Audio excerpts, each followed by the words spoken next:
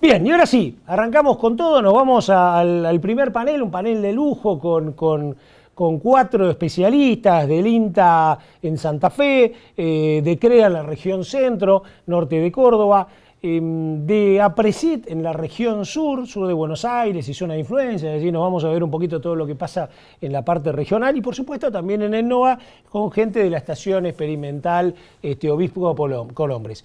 Y el que va a estar justamente de coordinador de este panel, un panel espectacular con estos cuatro más, además de estos cuatro invitados especiales, con Daniel Plopper. Daniel Plopper de la Estación Experimental Agroindustrial Obispo Colombres en Tucumán.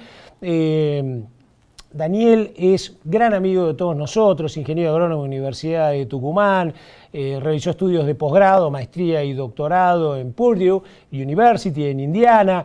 Desde 1975 es investigador de la sección fitopatología de la Estación Experimental Obispo Colombres.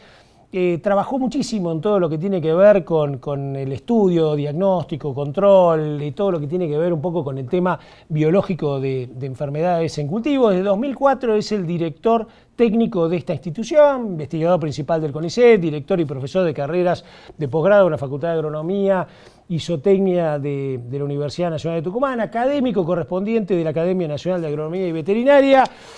Daniel, todo tuyo el panel, mucha suerte. Buenos días, bienvenidos a este primer panel del seminario de AgSoja 2021 que se titula Situación regional en la producción de soja. Previo a presentar a los panelistas, quisiera decir algunas palabras sobre el principal cultivo del país. Ustedes a estas figuras las han visto en reiteradas oportunidades, y es la evolución de la superficie desde la campaña 1973-74 hasta la 2019-2020, la evolución de la superficie, la evolución de la producción en la línea verde clara, y en rojo la variación que han registrado los rendimientos en kilogramos por hectárea. Como ven, se ha expandido este cultivo, en particular a partir, ya sabemos bien, a partir de mediados de la década del 90, con la popularización que tuvo la siembra directa y el cultivo de la soja transgénica. Y eso un poco contribuyó a que la soja se termine de difundir por todo el país. Algunos datos que merecen destacarse. En primer lugar, los máximos valores para esta serie de casi 50 años, el mayor valor en superficie sembrada se registró en el 2015-2016, con alrededor de 20 millones y medio de hectáreas. El máximo valor de producción en toneladas es casi 61.400.000 en la campaña 2014-2015, y un rendimiento máximo que se obtuvo en la campaña 2018-2019 con 3.334 kilogramos. Como digo, algunas cifras que merecen mencionarse. En primer lugar, además de ese crecimiento, es cómo se estanca y empieza a caer la producción, cómo en los últimos 10 años, mientras Argentina mantiene más o menos su producción, Brasil duplicó su producción en toneladas por hectárea. Otra cosa que merece señalarse es el rendimiento. Un estudio que hizo ProSoja, que se presentó en el Mercosoja 2019, lo presentó Diego Santos, muestra que el incremento de rendimiento entre 1985 y 2015, o sea, en ese periodo de 30 años, aumentó 26 kilos por hectárea y por año. Y el estudio específicamente mostraba que el 88% de ese incremento respondía a lo que llamamos ganancia genética, o sea, en respuesta al mejoramiento varietal. También podemos decir que en las últimas dos campañas se ha estancado más o menos en alrededor de 17 millones de hectáreas la superficie sembrada. El rinde en la campaña 2019-2020 fue mayor, con 2.960, y consecuentemente una mayor producción en alrededor de 49 millones de toneladas. Y ustedes, como decía antes, pueden ver que desde el 2015 al 2016 esto ha sufrido una caída en la superficie sembrada y la Bolsa de Cereales de Buenos Aires estima que en esta campaña se van a sembrar alrededor de 16,4 millones de hectáreas, es decir, una merma, una disminución de 500.000 de hectáreas, o sea, alrededor de un 3%. Algunos dicen que puede ser más, algunos dicen que puede ser menos, alrededor de 200.000 hectáreas menos. Pero así y todo, la soja sigue siendo el cultivo más importante en el país, el más sembrado, el que mayor divisas aporta al país. De hecho, el 27% de las exportaciones totales de Argentina responden a lo que aporta el complejo soja y sus derivados. O sea que a pesar de que aumentó el maíz, aumentó el girasol, aumentó el sorgo, la soja sigue siendo el cultivo estrella en el país. Cuando se estaba organizando este seminario de Axoja, nos propusimos conocer un poquito cuál había sido el panorama en esta última campaña. Entonces nos propusimos conocer cuál era la situación en las distintas regiones del país, digamos, en la región del NOA, en la región del sur, en la región del este y en la región del centro. Y tomamos como puntos de referencia cuatro zonas específicas y convocamos a disertantes que ustedes van a comprobar que son personas idóneas que conocen la temática y están en los aspectos productivos. Así hemos invitado a la ingeniera Silvina Bacigalupo, del INTA Oliveros, para que nos comente un poquito lo que ocurre en la provincia de Santa Fe, a Lourdes Cornavaca, del CREA, para que nos cuente qué es lo que está pasando, qué es lo que pasó en el norte de Córdoba, el ingeniero Guillermo Divito, de APRESID, para que nos comente la situación que tuvo el cultivo de la soja en el sur de Buenos Aires y zonas de influencia, y al ingeniero Fernando Ledesma, de la Estación Experimental Agroindustrial Obispo Colombres, que nos comentará sobre cómo transcurrió la campaña en la región del noroeste argentino. Y después destinaremos un espacio para preguntas y los disertantes van a responder gustosamente a las mismas. ¿Cuáles son los objetivos que nos propusimos en este panel? Como dije antes, es conocer un poco cuál había sido la realidad en estas 4 diferentes zonas del país en lo que tiene que ver con el cultivo de la soja. Conocer los aspectos salientes y también cómo había sido el manejo representativo de la zona en términos de rotación de cultivos, espaciamiento, densidad de siembra, agroquímicos utilizados, fertilización, etcétera. También cómo fue el manejo de los grupos varietales y cuáles son los eventos biotecnológicos que se utilizaron en esas zonas, cómo se desarrolló la campaña en términos generales de clima, plagas, enfermedades, problemas de manejo, etcétera, cómo fueron los rendimientos obtenidos en esa campaña 2020 y 2021, y otros aspectos destacables que uno puede comentar. Por supuesto que esto es solamente una muestra de 4 sitios, pero nos pareció, obviamente no tenemos tiempo para abarcar todo lo que nos gustaría conocer sobre cómo transcurrió la campaña, pero por lo menos nos va a dar una idea de cómo fue la situación de la soja en el país en este último ciclo agrícola. Así que, sin más, yo quisiera ahora darle entrada a la ingeniera Silvina Bacigalupo, que va a ser la primera disertante de este ciclo. La ingeniera Silvina Bacigalupo es ingeniera agrónoma, graduada de la Facultad de Ciencias Agrarias de la Universidad Nacional de Rosario, magíster en Manejo y Conservación de Recursos Naturales en la Escuela de Posgrado de la misma Casa de Estudios. Desempeña sus actividades de investigación y experimentación en el Grupo Manejo de Cultivos, Suelo y Agua del INTA Oliveros desde el año 1997 y actualmente es coordinadora de la Red Nacional de Ensayos de Larga Duración del INTA. Sus temas de trabajo están vinculados con la intensificación sustentable de los sistemas de producción agrícola del área, y también posee conocimiento y experiencia en la evaluación de rendimientos de los cultivos y su interacción genotipo por ambiente, así como en el manejo del cultivo de la soja en particular. Así que sin más, le damos entrada a Silvina y un gusto tenerte aquí. Bueno, muchísimas gracias, Daniel. Muy buenos días a todos. Y te agradezco, bueno, por un lado, muy buen contexto que diste al seminario. Y agradezco a través tuyo a todo Axoja por invitarme a participar con ustedes en el día de hoy y compartir con los otros colegas esta mañana. Bueno, vamos a empezar entonces, muy claro el contexto nacional que diste, Daniel, así que vamos a empezar directamente con lo que es la zona este, particularmente lo que es la provincia de Santa Fe, en cuanto a producción del cultivo de soja.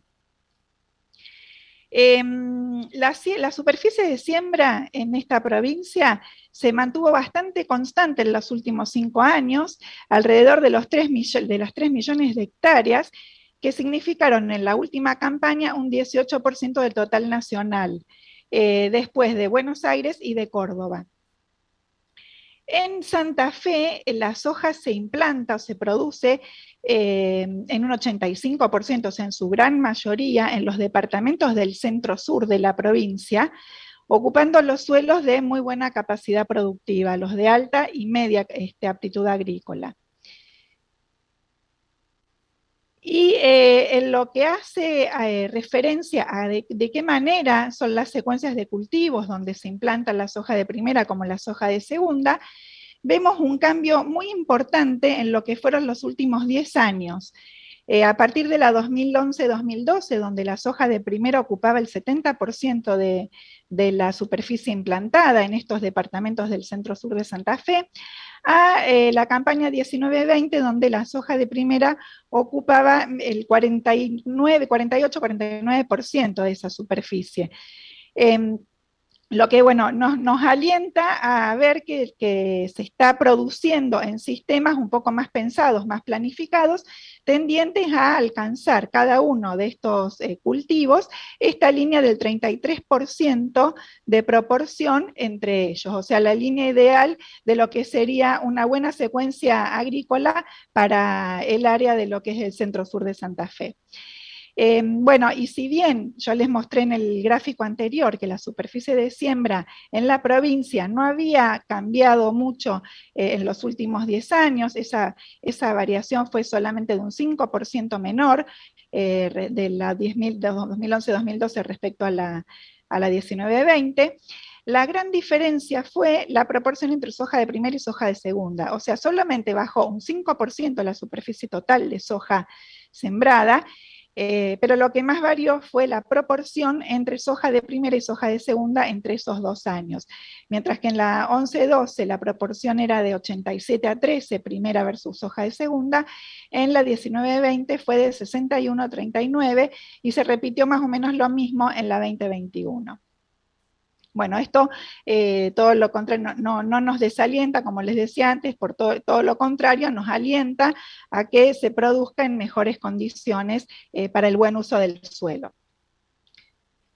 ¿Cómo se hace la soja, o cómo se hizo en esta última campaña la soja en la provincia? Los grupos de madurez más sembrados, variando en aproximadamente de norte a sur, son del grupo, los que más se usan son del grupo 5 medio y corto, los grupos 4, corto, medio y largo, y los grupos 3, prácticamente 3 largos, muy poco 3 corto.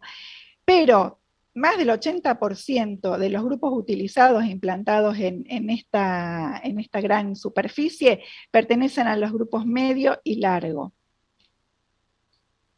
Las fechas de siembra generalmente comienzan fines de octubre, a partir del 20 de octubre, y en esta última campaña en particular, 2021, se alargó, se amplió la ventana de siembra hasta aproximadamente el 10-15 de diciembre, porque bueno, ya vamos a ir viendo, fue un año típicamente seco, de perfiles muy escasos, con muy escasa reserva de agua en profundidad, y tuvimos que ir esperando las lluvias que se produjeron más tardíamente para poder terminar las siembras.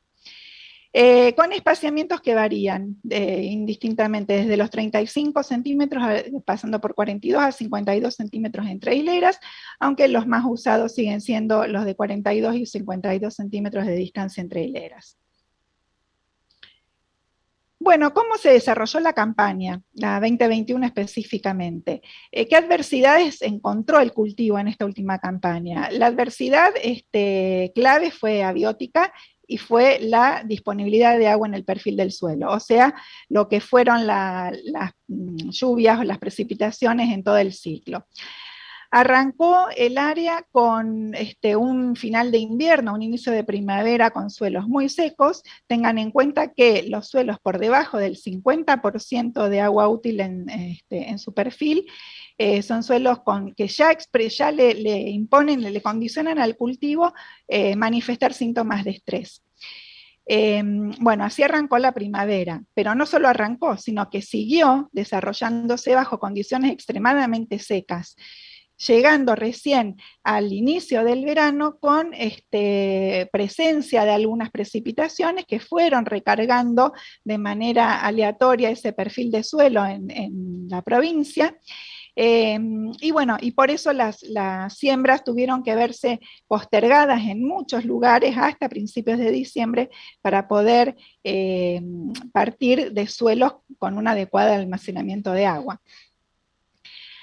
Seguimos con lluvias que se siguieron registrando durante enero, o sea, diciembre y enero fueron meses en los que llovió un poco más parecido a lo normal, a las precipitaciones habituales para el área, para el momento, y pasamos a fines de enero, todo febrero y principios de marzo, con lluvias también muy escasas, especialmente en el área este de la provincia.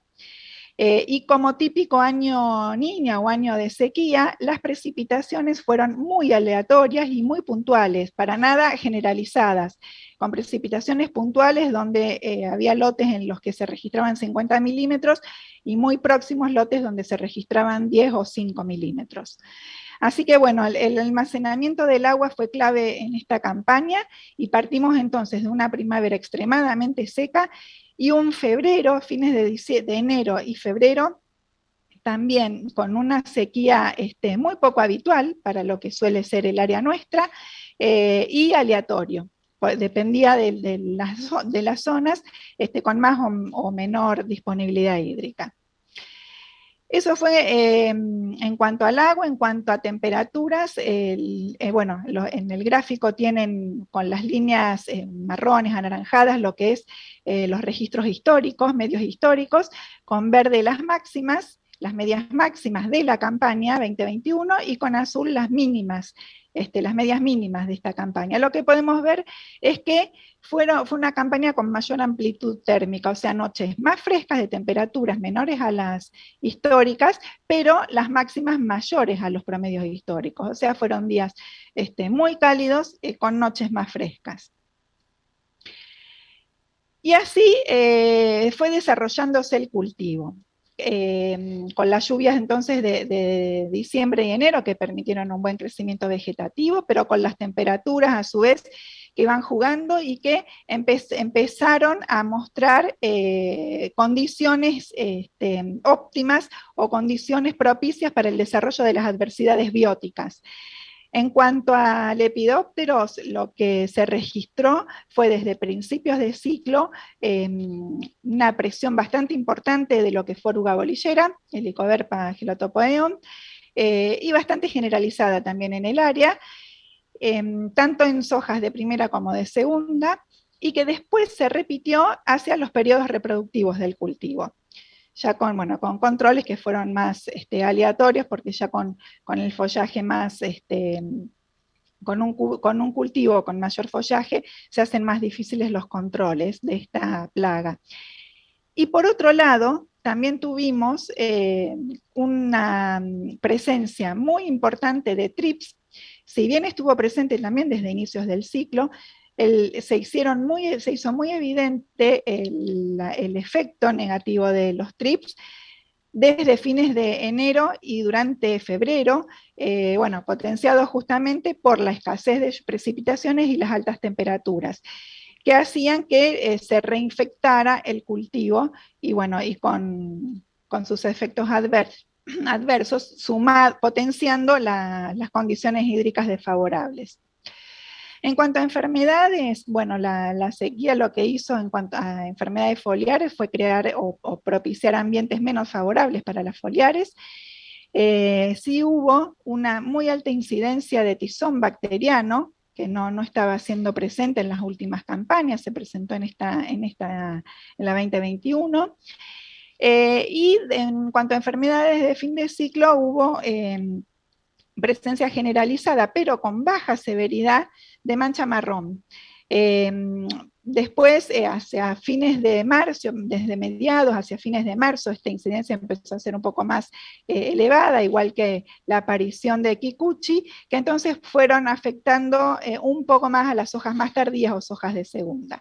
Pero en general, las enfermedades foliares no tuvieron una presencia como suele ser habitualmente en la campaña, sobre todo las de fin de ciclo.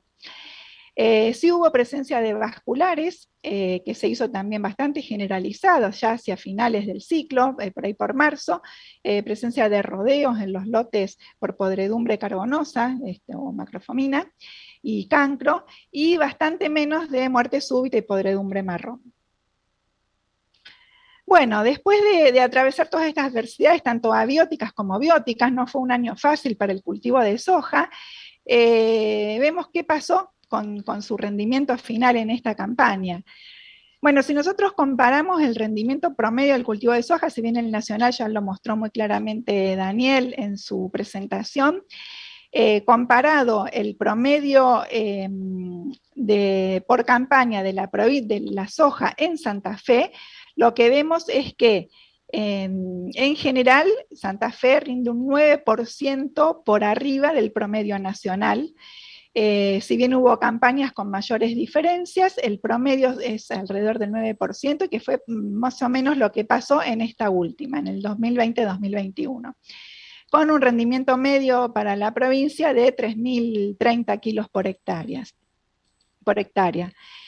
Y si vamos a ver en más detalle, en Santa Fe en particular, lo que fue soja de primera versus soja de segunda, también vemos que las diferencias entre soja de primera y soja de segunda, el promedio de la provincia, es variable. Suele haber campañas muy variables como la 17-18, donde la soja de primera prácticamente rindió un 100% más que la soja de segunda. En líneas generales o en promedio, la de primera tiene rendimientos superiores en un 30% mayor a la de segunda. Y lo mismo pasó en esta última campaña 2021, con 3.300 kilos más o menos de promedio en la soja de primera. Para entrar un poco más en detalle y no generalizar tanto el área, si bien es un área muy homogénea en cuanto a tipo de suelo, como vieron en la primera foto que les mostré, son suelos argidoles y apludoles de muy buena aptitud agrícola. Los ambientes en este área tan acotada suelen ser muy diferentes, y por eso, bueno, todos los años nosotros lo que hacemos es una red de ensayo de cultivares para probar distintos materiales comerciales en diferentes ambientes de toda esta área, de lo que es todo centro-sur de Santa Fe. En la 2021 implantamos 13 sitios distintos, 13 ambientes distintos, que están coloreados con los globitos que ustedes ven acá, con fechas de siembra que fueron desde el 2 de noviembre al 10 de diciembre, sobre estos suelos que les comenté antes, y donde sembramos o implantamos 24 variedades de soja, desde el grupo 3 largo hasta el grupo 5 corto, para su evaluación. Lo que vimos, que no solamente en esta última campaña 2021, sino que es lo que venimos viendo en todas las campañas, es que, como ven en este gráfico de Boxplot, donde en el eje de las Y tienen el nombre de los distintos sitios donde se hizo esta evaluación, o sea, cada uno de los ambientes diferentes donde se hicieron las evaluaciones, y el rendimiento en kilos por hectárea, ven que hay una gran variación en el rendimiento de los ambientes, desde 2.200 kilos a más de 6.000 kilos por hectárea para la campaña 2021.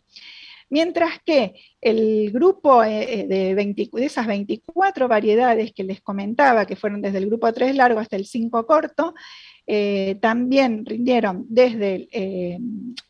tuvieron una mucho menor variación en su rendimiento, desde los 3.000 kilos en promedio a los 4.500 kilos de promedio en cada uno de esos 13 ambientes que les comenté. Entonces lo que ven es una amplia variación por ambientes, con un rango mucho mayor que por variedad elegida. Y esto ya más en detalle para ver específicamente en algunos de estos sitios lo que pasó con la disponibilidad hídrica, lo que hacemos es balances hídricos en el sitio en particular.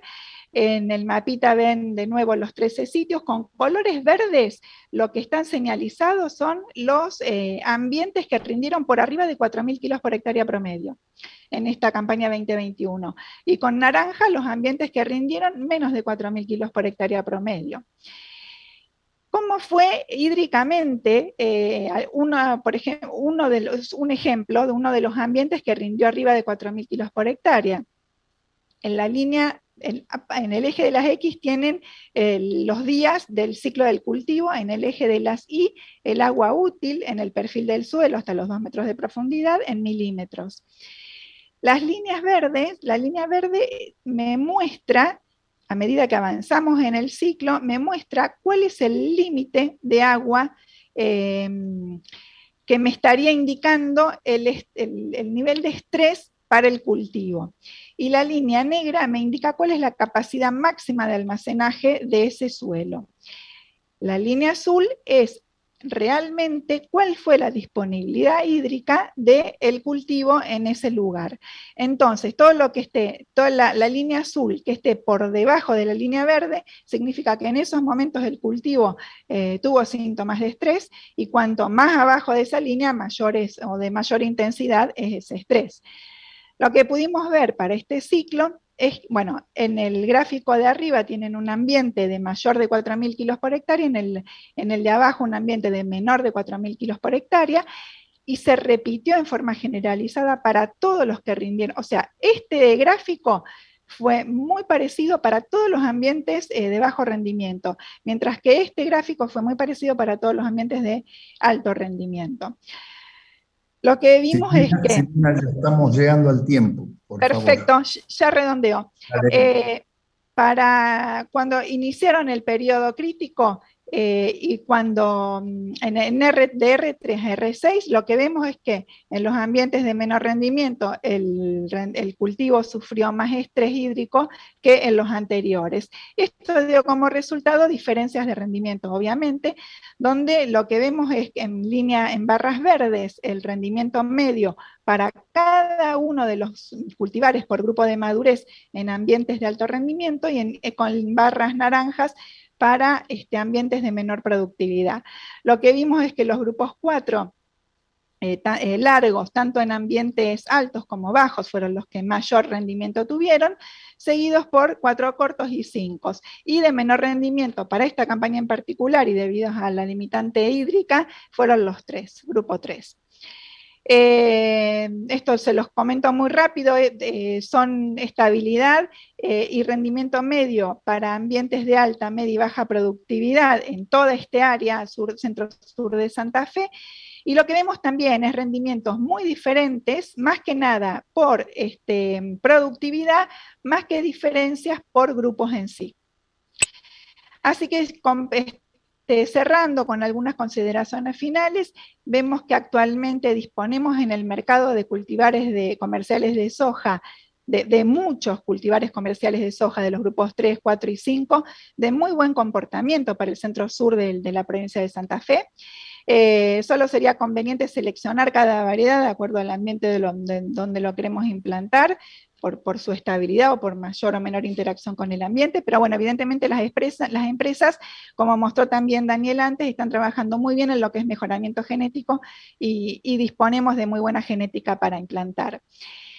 Si bien los cultivares del grupo 4 muestran por lo general, y en esta campaña en particular, mayor estabilidad y rendimiento que los grupos 3 y 5, esas diferencias observadas entre cultivares por grupo nunca superan o no son nunca tan marcadas como las observadas entre ambientes de alta y baja productividad para esta zona.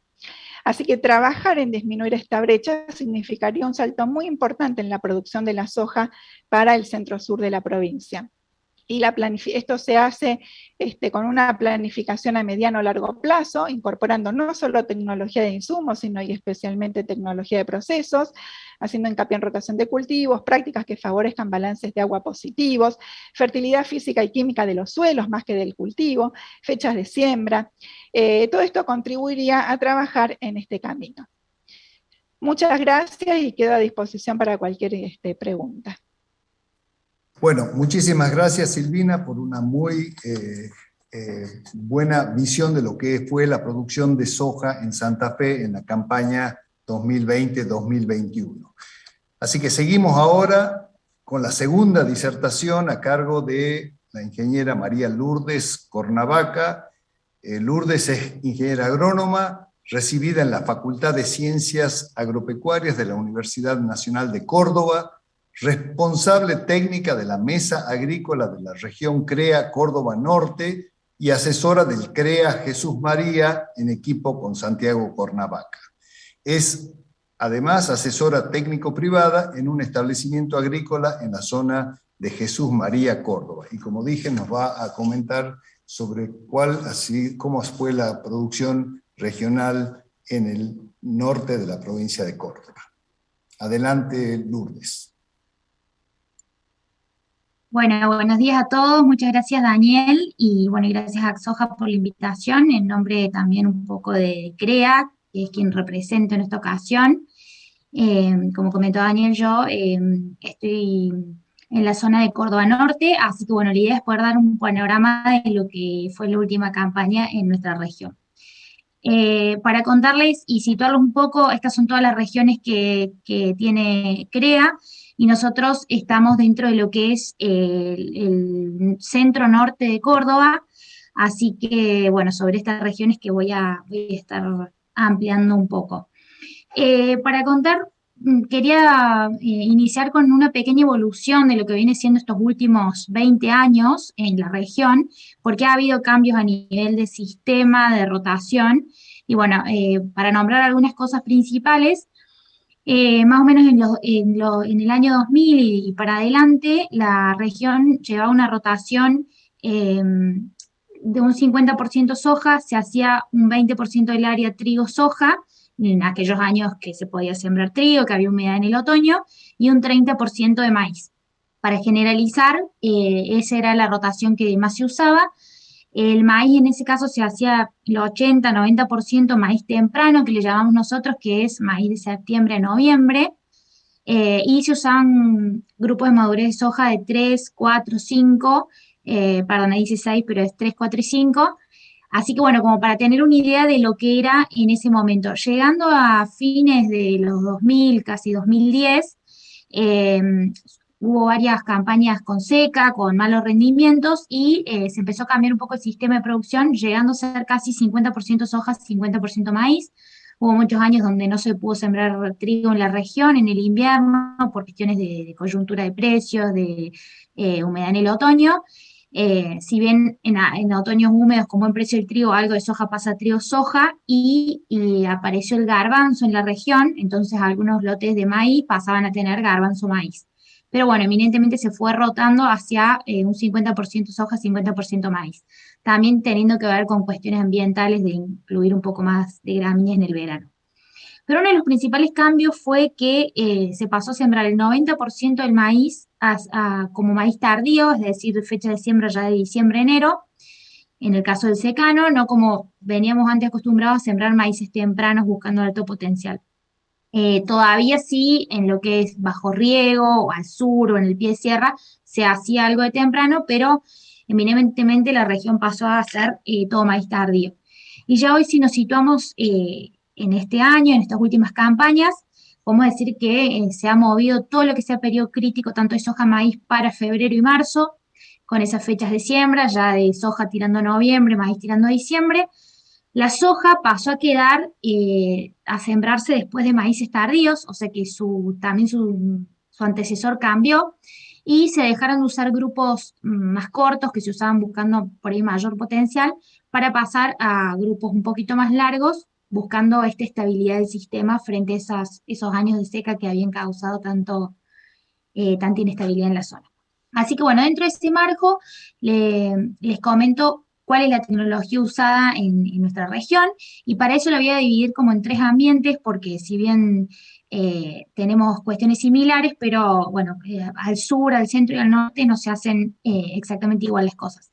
En lo que en el sur de nuestra región, que es, digamos, de Córdoba capital, eh, hasta Oncativo, Las Varillas, toda esa zona que queda al sur de la Ruta 19, la rotación estival en general suele ser un 60% soja, 40% maíz. De esa soja hay bastante que se hace sobre trigo, porque en general el sur de nuestra región llueve un poco más en el otoño, entonces, bueno, muchos años se logra implantar trigo. La fecha de siembra a nivel general se concentra en el mes de noviembre, y los grupos de madurez que se usan están distribuidos entre los grupos 4, 4 medios largos, y grupo 5. Y con respecto a la biotecnología, ya en estas últimas campañas se incorporó bastante lo que es la soja BT, y está más o menos en un 50% BT, 50% no BT.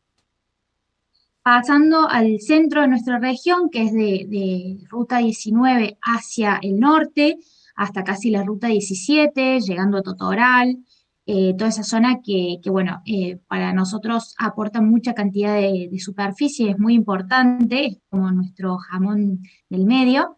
La rotación estival ya pasa a ser 50 maíz, 50 soja, y la fecha de siembra es desde noviembre y hasta diciembre, digamos, ya se empieza a entrar en diciembre. Los grupos de madurez, al sur veíamos que era todo 4 y 5, acá ya tenemos, aparecen los grupos 6, y el principal uso es de grupo 5. Y la biotecnología, a medida que nos vamos hacia el norte, van a ver que empezamos a crecer en el uso de soja BT, ya acá estamos en un 60 BT, 40 no BT, tiene que ver con, bueno, condiciones de mayor temperatura, mayor presión de lepidópteros. Y si nos vamos ya al norte, que todo lo que ya va llegando a Santiago del Estero, la zona de la Laguna Mar Chiquita, Villa María de Río Seco, tenemos con una rotación estival 50 soja, 50 maíz. La fecha de siembra ya es enteramente diciembre y enero, según los años. Se siembra más tarde, se trata de escapar del enero tan caluroso que es en esa región y mandar los periodos críticos febrero y marzo, y además la recarga, esperando la recarga de agua para empezar a sembrar. Los grupos de madurez ya acá prácticamente grupos 4 no se usa, se usa todo grupo 5 y 6, buscando también esta mayor estabilidad y buscando desplazar los periodos críticos. Y en cuanto a biotecnología, estamos en un 65% de BT, 35% no BT, como les decía, viene creciendo de sur hacia el norte el uso. Y acá en resumen, ¿cuál ha sido el aumento y la evolución del uso de soja BT en nuestra región? Vemos que a partir de 2013, 2014 se empieza a incorporar en algunos lotes, y en esta última campaña 2021 ya estábamos en el 61%. O sea, viene con un aumento sostenido. Como les comentaba, el mayor uso es al norte, por mayor presión de lepidópteros, y tiene que ver que, digamos, justificaba más para los productores el pago del canon, versus la no aplicación de insecticidas, y también son campos más grandes, más alejados, con menor cantidad de contratistas, entonces, bueno, brindaba mayor operatividad. Ahora, la pregunta es qué pasará para adelante con esto de, bueno, de las nuevas medidas que se han conocido, así que, bueno, queda la incógnita a ver cómo sigue creciendo. Imaginamos que probablemente pegue un salto y crezca más rápido de lo que venía haciendo. Bueno, es un poco a nivel general, y ya les cuento qué pasó en esta campaña, en la campaña 2021, cómo arrancaba, y acá muestro este gráfico que nos muestra el pronóstico de año niña, neutro niño, que era, esto era de mediados de noviembre, donde las barras azules indican que había una gran probabilidad de año niña, ya estaba establecida la temperatura del océano, y para los meses de verano nos marcaban 90-100% probabilidades de niña, y recién para el otoño volvía a aparecer la probabilidad de que sea un año neutro. Por lo cual, bueno, había muchas preguntas en relación a eso: cómo arrancamos la campaña, qué hacemos, cómo sembramos. Nos preparamos bastante, buscamos en nuestros datos en su momento para saber cómo nos había venido yendo los años niña, niño, cuándo sembrar. Bueno, y con todas estas inquietudes arrancábamos la campaña. ¿Qué pasó y cómo fue el perfil de suelo? Y acá, similar a lo que comentó Silvina, para Santa Fe, y muestro los mismos gráficos que son del Servicio Meteorológico Nacional del INTA y FAUBA, que muestran el perfil de suelo, cómo era la recarga hasta el metro, y vemos que al 1 de noviembre, que es como les decía, cuando arranca el grueso de nuestra siembra, el perfil estaba muy cercano, acá dice el 0, o sea, si bien había campos que tenían más humedad y campos que tenían menos, pero bueno, esta foto fue muy representativa de que veníamos con un perfil completamente seco. Si comparamos con el año anterior, eh, veníamos con mejor recarga en 2019, nos vamos a diciembre de 2020 y seguía la situación muy seca, y comparamos contra lo que pasaba en 2019, veíamos que este año estábamos mucho peor, y ya el 1 de enero comienza a verse más recarga, pero de todas formas la condición inicial definitivamente fue bastante complicada, y bueno, ahí en este contexto se implantaron todos los lotes de soja en la región. Eh, ¿Qué pasó a partir de ahí? Bueno, acá traigo una estación meteorológica de Córdoba, que muestra, vemos acá en la línea verde, lo que fueron las precipitaciones de la campaña versus las cajitas que son las precipitaciones históricas más usuales, y vemos que lo que fue la primavera, octubre, noviembre, diciembre, estuvo por abajo de la media, y ya en enero hubo una buena recarga en la región, pero febrero, que es donde les decía que están la mayoría de nuestros periodos críticos, estuvimos con muy bajas precipitaciones, y bueno, a partir de marzo se normalizó. Esto es, digamos, fue diferente en cada zona del norte de Córdoba, pero es representativo, pasó similar en todos, por eso les traigo simplemente esta estación. Y acá vemos en el acumulado, la línea gris son los valores normales, históricos, y la línea verde vemos como, más allá de que en enero hubo una buena recarga, nunca se llegó a igualar a los que son los valores históricos. Así que bueno, resumiendo, entonces fue un año con una primavera muy seca, un enero llovedor, después un febrero por debajo de la media, y estuvimos con ese acumulado siempre por debajo de los promedios históricos. En cuanto a las temperaturas, que también habló de esto Silvina, algo similar pasó en nuestra región. Vemos que en septiembre y octubre se dieron las temperaturas más altas de la campaña en cuanto a máximos y mínimos, y ya después en los meses donde normalmente suele dar las temperaturas más altas no fue tan así. En noviembre y diciembre hubo pocos días con temperaturas de más de 35 grados, y ya enero, febrero y marzo, donde hicieron el ciclo de los cultivos y el periodo crítico, las temperaturas máximas y mínimas estuvieron dentro de los rangos históricos o inferiores. O sea, fue un año fresco en lo que fue enero, febrero y marzo, muy marcado. Y traje este gráfico que nos parece muy interesante para mostrar, en donde muestra en una serie de 60 años, que corresponde a cada una de estas barras, la cantidad de días en donde hubo temperaturas medias mayores o iguales a 26, y los colores son para cada mes. Pero bueno, más allá de entender todo el gráfico, acá vemos la campaña 2021, que vemos que fue la cuarta campaña con menor cantidad de días con temperaturas por encima de 26. Como para reforzar esto de que fue la cuarta campaña más fresca dentro de las últimas 60. Y creemos que eso ayudó mucho a compensar este déficit hídrico que marcábamos, porque vamos a ver que los resultados no se resintieron tanto. Bueno, y ya metiéndonos en la campaña, dentro de lo que es CREA Córdoba Norte, las hectáreas reportadas fueron 60.000 de soja, y sobre esto es que voy a contar. De esas 60.000 hectáreas, el 90% se hacen en secano y un 10%, 11% bajo riego. Dentro de lo que es secano, este año prácticamente no se había hecho cultivo de invierno, así que más del 90% fue de soja de primera, solo una pequeña porción se hizo sobre cultivos de invierno. Y dentro de lo que es el riego, hubo mayor proporción de soja de segunda sobre cultivos de invierno. Pero me voy a seguir hablando sobre todo sobre lo que fue la soja de secano y de primera, que es la que mayor cantidad de hectáreas reportó. Y en cuanto a rendimiento, sí traigo un panorama de lo que fueron los rindes para cada una de las situaciones. La soja de primera secano estuvo arriba de los 34 quintales, con cerca de 44.000 hectáreas, y la soja de segunda en secano 30,7.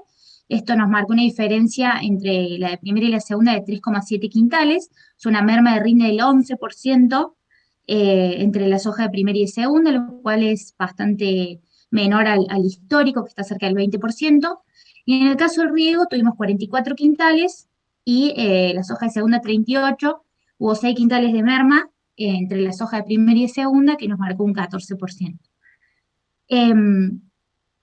Y bueno, por zonas, para ver cómo nos fue, si bien dijimos que el promedio de la soja primera secano fue de 34,4 quintales, si nos vamos bajando del norte hacia el sur, vemos que el histórico del norte es de 27 quintales, y en esta última campaña estuvimos en 32, estuvimos por encima.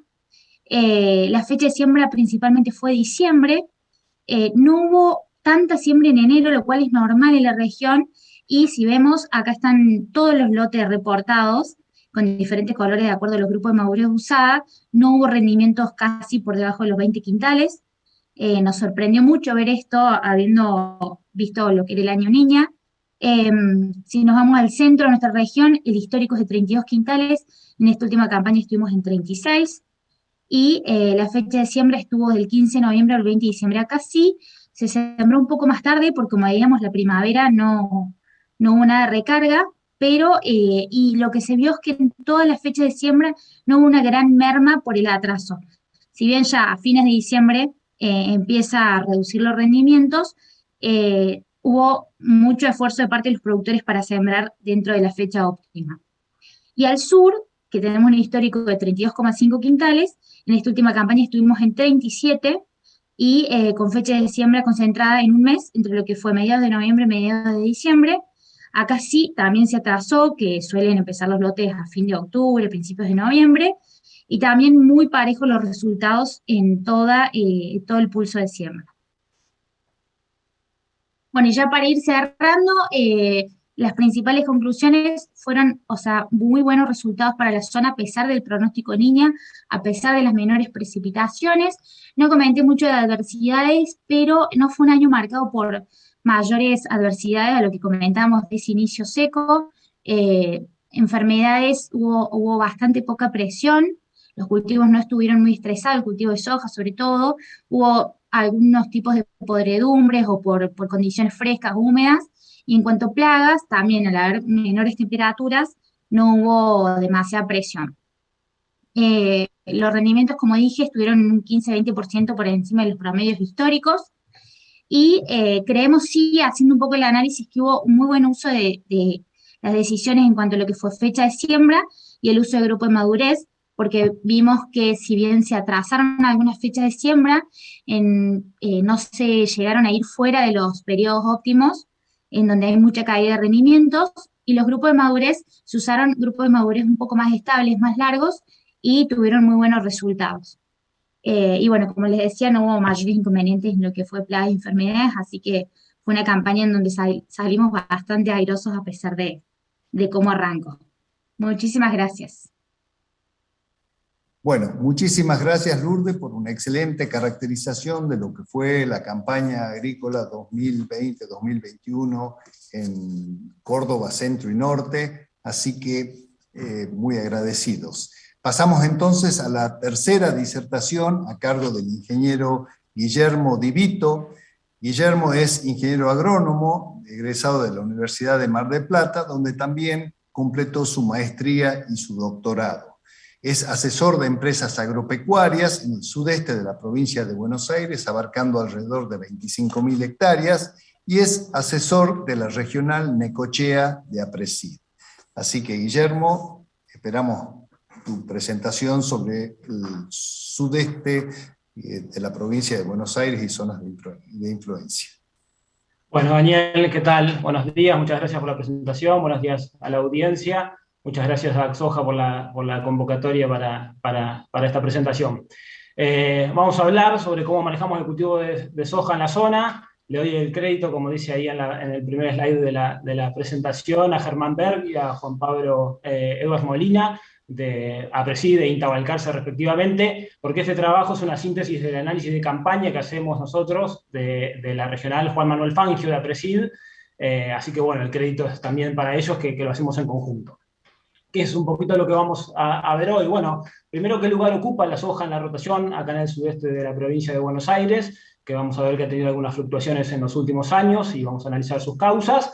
Y después nos vamos a meter de lleno sí, en cómo definimos nosotros combinaciones de grupos de madurez, fecha de siembra, uso de variedades, para definir estrategias ofensivas o defensivas, depende del ambiente en el cual nos estemos manejando dentro del sudeste de Buenos Aires. Y después un breve repaso al tema de cómo enfrentamos adversidades, es decir, qué problemas estamos teniendo en malezas, y qué uso o qué manejo estamos haciendo las mismas con herbicidas, cultivos de servicio y demás, uso de fungicidas, insecticidas, en soja de primera y soja de segunda. ¿Qué zonas diferenciamos nosotros dentro del sudeste bonaerense y dentro de la regional Fangio en particular de APRESID? Bueno, fíjense, este es el sudeste de Buenos Aires, donde se ubican, acá está Balcarce, acá está General Pueyrredón, Mar del Plata, y distinguimos 3 ambientes productivos. Primero lo que denominamos Madariaga, ¿no? Que este es el partido de Madariaga, Maipú, Ayacucho, Mar Chiquita, donde tenemos suelos profundos, ahora vamos a ver algunas fotos, pero con una aptitud agrícola variable, depende de la posición en el relieve, ¿no? Si nos movemos hacia zonas algo más bajas, ya tenemos algo de limitaciones por encharcamiento, agua, y a su vez esa napa puede tener alguna presencia de sales en general, o sodio en particular, que nos restringen el uso agrícola de los cultivos. En general, en toda esta zona norte, dentro del sudeste de Buenos Aires, tenemos mayor temperatura durante el día en general y durante la noche en particular, lo cual vamos a ver que es bastante beneficioso para el cultivo de soja. Después diferenciamos el ambiente sierra, que fíjense que es Balcarce, Lobería y algo hacia Tandil, donde tenemos una altimetría y profundidad de suelo variable, o sea, son suelos agrícolas muy aptos, pero esas diferencias en profundidad de suelo y en posiciones de relieve nos ponen alguna limitación para el cultivo, que ahora la vamos a analizar también. En los bajos, en las posiciones bajas de relieve, tenemos como marco acá riesgo de heladas, ¿no? Que de alguna manera nos pueden generar daños, o bien temprano en la implantación del cultivo, o bien hacia las heladas de comienzo de año, limitarnos el rendimiento hacia el final del ciclo de la soja. Y después tenemos estos ambientes costeros, donde volvemos a tener suelos profundos, y acá por ahí lo que nos limita es un poco la temperatura, y principalmente temperaturas nocturnas. Fíjense que nos vamos hacia el sur, del sudeste de Buenos Aires, y acá la influencia del mar hace que las noches, sean más frescas. Los que vienen de vacaciones acá a la costa atlántica lo sufrirán, que de noche refresca, y esto de alguna manera también le pone alguna limitante al rendimiento que podemos alcanzar en soja, por más que de nuevo los suelos sean de muy buena aptitud. Acá lo que nos marca una limitante es el clima. Estas son algunas fotos para que tengan de referencia. Fíjense lo que les decía, zona madariaga, suelos profundos, muy aptos para cultivos agrícolas en las lomas, pero fíjense lo que pasa hacia abajo. Esta es una foto de soja de segunda ya entregada de este año, muy buena, una soja de 2000 y pico kilos, que van a ver ahora que son rendimientos muy buenos, pero hacia el bajo tenemos limitantes ya por agua. Este es el ambiente serrano, ven acá esta foto la reconocerán, típica foto zona Tandil, Balcarce, Lobería, un paisaje muy muy lindo, pero también para los cultivos impone alguna limitación. Fíjense, estas son las típicas lomas, ¿no? Donde tienen algún tipo de erosión en el suelo, puede haber presencia de piedra o tosca, lo cual ya nos impone alguna limitante para el almacenaje de agua, y después acá hacia el bajo tenemos lo que comentaba respecto a las temperaturas. En general la helada asienta mucho en los bajos y podemos tener o problemas en implantación o problemas hacia el final del ciclo del cultivo. Y después este es el ambiente costero. Esto es una foto de Ruta 88, que es la que une Necochea con Miramar, y en la cual, como decía, tenemos suelos profundos, sin mayores limitantes, pero lo que limita por ahí son las temperaturas durante la noche, que nos dan buenos rendimientos en soja, pero por ahí nos impiden explorar techos muy altos, que ahora lo vamos a discutir. Metiéndonos ya un poco más en tema, ¿qué lugar ocupa en la rotación la soja, o al menos en las últimas campañas? Fíjense, estas son las 3 zonas que les mencionaba, Madariaga, Costa y Sierra, y fíjense por acá que está la soja ocupando un nicho bastante acotado. Fíjense, en Madariaga, el 8% de la rotación el año pasado nomás estuvo ocupado por soja. Y en la zona serrana, un poquito más, pero levemente más, el 14%, y similar ahí en la zona costa, ¿no? Un poquito más, pero no llega al 20% la soja. ¿Y por qué se da en general esta situación? Bueno, primero fíjense la posición que ocupa, la posición, bien digo, que ocupa el girasol. Es muy relevante como cultivo de verano, más del 30% en las 3 zonas a las cuales estoy haciendo referencia. Realmente en girasol estamos esperando generando rendimientos similares o incluso superiores a los que tenemos en soja, y obviamente el diferencial de precio respecto del cultivo de soja, y más aún la posibilidad de tener bonificaciones por materia grasa y demás, nos arrojan márgenes muy favorables para este cultivo respecto de la soja. El maíz también en suelos profundos es muy competitivo con estas relaciones de precio. En ambientes de estos que les mencionaba serranos, o con alguna limitación de suelo, donde anteriormente, o años anteriores, perdón, la soja competía muy bien, estos últimos años le hemos encontrado mucho la vuelta al manejo de maíz con estas siembras tardías, de baja densidad y demás, y lo hemos convertido en un cultivo muy competitivo. O sea, el maíz en esos ambientes le ha ganado mucha superficie a la soja. Así que en síntesis, no ocupa un nicho muy relevante como cultivo de primera.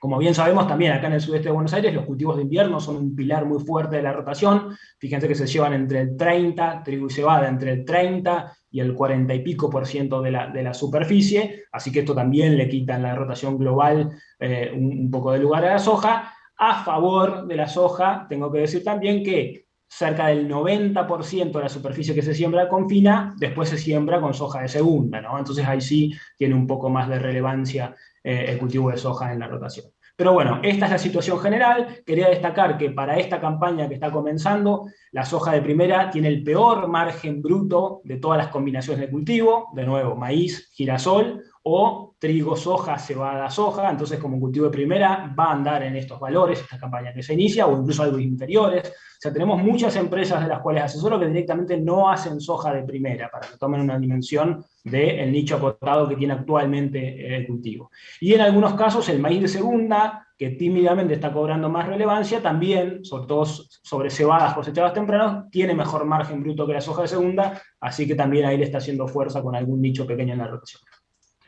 Esto para contexto. Ahora sí, ya metiéndonos en manejo del cultivo en general. ¿Qué estamos haciendo en soja de primera? Para planteos ofensivos, y ahora lo vamos a ver con algo de números, estamos en general yendo con grupos de madurez 3, fíjense que son ciclos bastante más cortos los que usamos acá en el sur, respecto de lo que comentaban ahí las chicas para el norte. Siembras de fin de octubre, comenzamos ahí en el norte del sudeste bonaerense, como les decía, Maipú, Madariaga, y ya nos metemos en principios de noviembre en la zona serrana o costera, ¿no? Con estos grupos 3. La particularidad de lo que les comentaba en los bajos heladores con napa, donde podemos tener algún problema de implantación por helada, estos bajos heladores que nombro acá con presencia de napa tienen muy alto potencial, pero su limitante es precisamente la presencia de heladas tempranas o tardías, como decía. Entonces ahí, incluso por ahí, demoramos un poquito la siembra y vamos con grupos todavía más cortos. Ahí aparece por ahí un grupo 2 o un grupo 3 corto con siembras, fíjense, un poquito más demoradas del 20 de noviembre, aún yendo nuevo con manejos ofensivos. Y los planteos defensivos en nuestra zona en general los hacemos con grupos 4 largo y siembra de fines de noviembre, ¿bien? En soja de segunda, nuestro único propósito es que termine el ciclo, ¿no? Ahí vamos con grupos 2 o grupos 3. Calculen ustedes que nosotros la cebada la estamos cosechando sobre mitad de diciembre y los trigos muchas veces para las fiestas o incluso durante la primera semana de enero. Entonces ya la siembra de la soja segunda es tardía. Y las primeras heladas del año son tempranos, allá por fines de abril. Entonces, si no usamos ciclos muy cortos, de nuevo, 2 y 3, realmente tenemos mucho riesgo de que esa soja no llegue a terminar su ciclo, que eventualmente nos pasa, ¿no? ¿Qué grupos de madurez estamos usando en las distintas subregiones del sudeste bonaerense? Fíjense, estos son en distintos colores, acá en la barra, los grupos que estamos usando, que usan productores de la regional Fangio de Brasil, de nuevo lo destaco, y estas son las 3 subzonas que les mencionaba: Costa, Madariaga y Serrana. En general, fíjense que en soja de primera, esto es lo que se usó en las últimas 2 campañas, ¿no? En soja de primera, todo lo que estamos usando son grupos 3 y grupos 4, con un predominio de 4 corto, que es esto que marco acá en celeste. Entre el 70 y pico % y el 50% se usa grupo 4 corto, acompañado, depende de la empresa, depende de la zona, no hay ninguna regla, digamos, por grupos 3 largos, o algún grupo 4 largo aparece también, ¿bien? Pero este es más o menos el panorama general. Y fíjense lo que pasa en soja de segunda, lo que les decía. Acá tenemos que ir con ciclos muy cortos, fíjense que aparecen grupos 2. En las últimas campañas todo lo que se sembró en zona Madariaga se hizo con grupos 2, y obviamente estamos hablando ahí de variedades de poco recambio, lo vamos a ver cuando veamos variedades, una Don Mario 2200, ya variedades que tienen unos cuantos años en el mercado. O grupos 3 cortos, esto que está en rosa es grupo 2, lo que está en marroncito claro es grupo 3 corto, pero fíjense que el grueso entra ahí por tener semilla o por alguna condición de logística o una siembra muy temprana puede entrar en un 4 corto, pero no es la regla común o no son los protocolos comunes que estamos manejando, ¿no?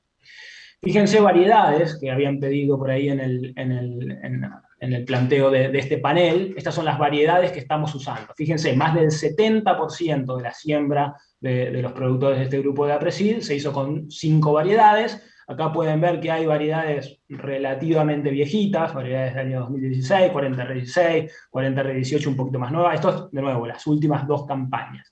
Hablo de la última campaña acá, 3312, ya variedades con varios años en el mercado, y así para abajo después está un poco más atomizado, ¿no? Pero destaco, el 70% de las variedades, de la superficie, se cubrió con 5 variedades.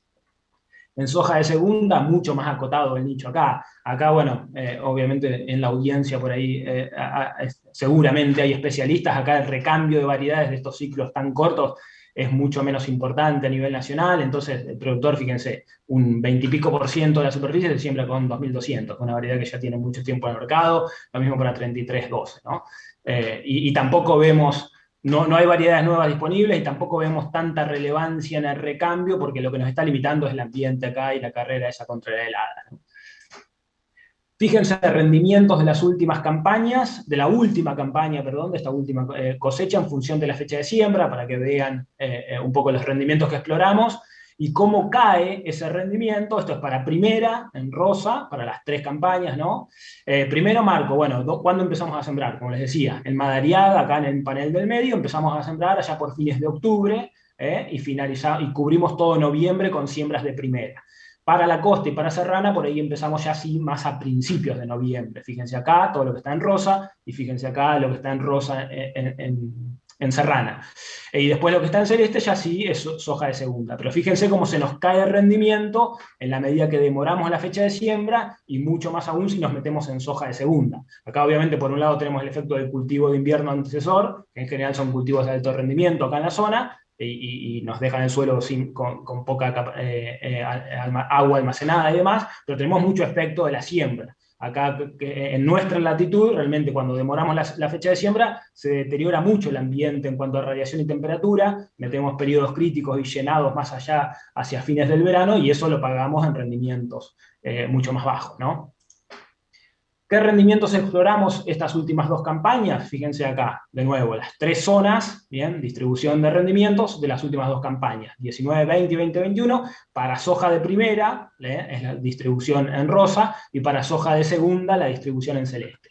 Fíjense el rendimiento, primero vamos a hacer un contraste también entre las zonas, lo que marcaba de acuerdo al potencial de ambiente.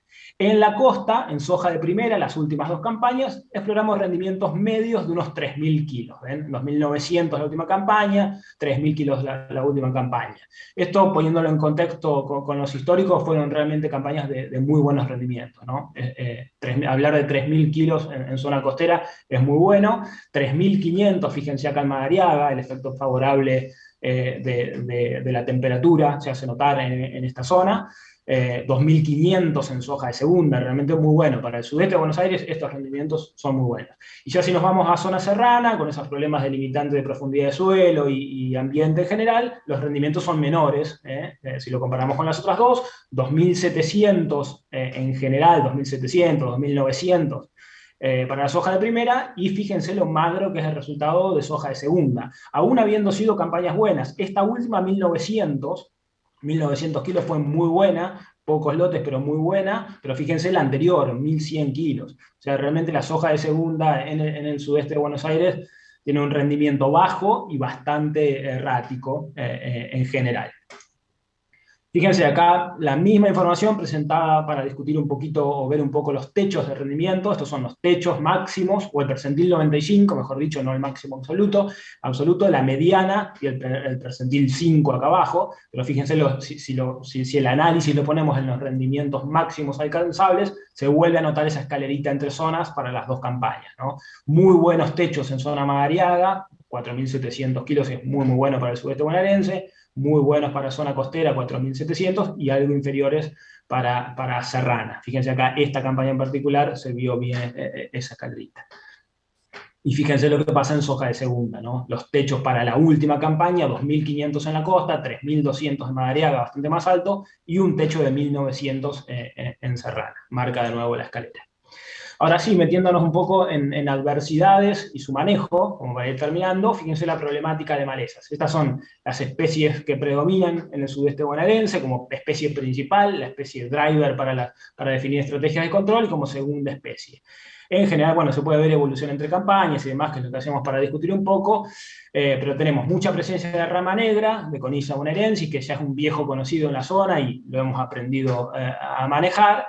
Pero tenemos mucha presencia de crucíferas que ha ido creciendo en los últimos años, ¿no? Y acá hablo de nabón, hablo de nabos resistentes, que nosotros vulgarmente llamamos nabolsa, y que nos están dando muchas complicaciones en cualquier cultivo, porque son malezas de invierno, de verano, en cualquier cultivo están presentes, y con mucha presión. Eso realmente, de nuevo, en cultivo en general y en soja en particular, nos está trayendo muchos dolores de cabeza, y lo destaco como una maleza que no está totalmente difundida en otras regiones sojeras. Lo marco como un problema particular para el sudeste de Buenos Aires.